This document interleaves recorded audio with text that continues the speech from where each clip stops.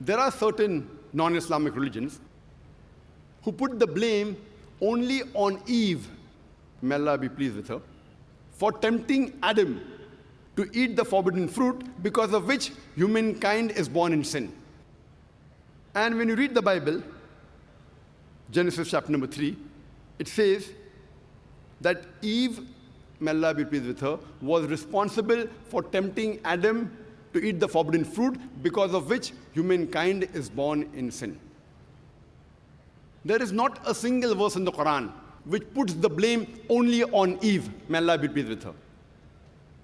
The blame is put equally on both of them, on Adam as well as on Eve. May peace be upon them. And if you read the Quran, it's mentioned in Surah Araf, chapter number 7, verse number 19 to 27. Adam and Eve, peace be upon them, they are addressed a dozen of times.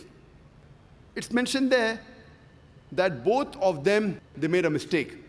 Both of them repented and both were forgiven. The blame is put equally on both of them. There is not a single verse of the Quran which puts the blame on Eve alone exclusively.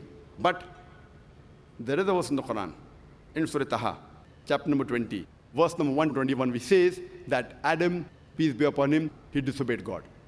But there's no verse exclusively saying that Eve was responsible, peace be upon her. But overall, if you read the Quran, as I said, you cannot pick up one verse. If you read the Quran overall, we have to agree that both of them, they made a mistake, both of them repented, and both were forgiven. Further, when you read the Bible, in the book of Genesis, chapter number 3, verse number 16, it says, Almighty God says, He says to the woman, that I will multiply your conception, and you will give birth in pain and sorrow. And your desire shall be your husband, and he will rule over you. So according to the Bible, pregnancy is a curse of Almighty God. It's a punishment. God says, I will multiply you in conception, and you will bear children in pain and sorrow. As though it's a punishment of Almighty God on the woman. Pregnancy is a curse, it's a punishment.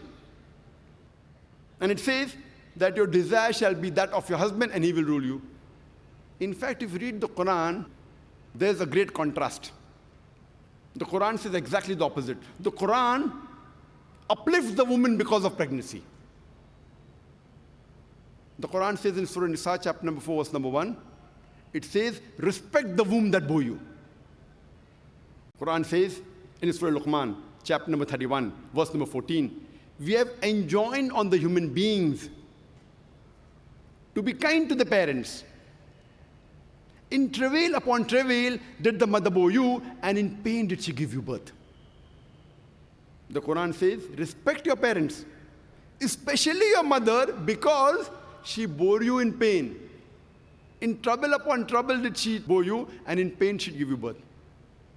Same message repeated in Surah Aqaf, chapter number 46, verse number 15.